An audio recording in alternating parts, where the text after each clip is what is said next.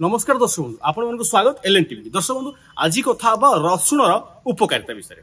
दर्शक बंधु आपण घरे सबुदिन रसुण व्यवहार करा जाउथिबो किंतु रसुण सबुठ भलो गुण होउची जदि आपण रसुण को हळदी सहित बाटिकी देहरे लगांदी तार आपण काचु कुंडिया हेइथिले भलो हेइ जाय। सबुठ बड़ कथा होउची जदि आपण को ठंडा ज्वर लागि रहउची प्रत्येक दिन 2 रु 3 पाखुडा रसुण खाइले आपण को ठंडा ज्वर हबो ना। जदि आपण को ठंडा ज्वर लागि रहउची ताहाले आपण गोटा जीरा और गोटा रसुण को गाय क्षीर रे गरम करी किंबा फुटेकी ताको पी परिबे। जदि छोट छुआ अछंती ताहाले आपण 2 रु 3 चामच ताको देई परिबे। ये जहां भी तथ्य आमे आपण प्रदान करछु ए तथ्य होची साधु बाबा चेरमूली टुटुका चिकित्सा बुक जहां सागर पब्लिकेशन करिसंती से बहिर थिबा तथ्य आमे आपण मानकु देखेउछु। नुवा नुवा खबर जानिबा पई आमो एलएन टीवी को लाइक शेयर और सब्सक्राइब करंतु।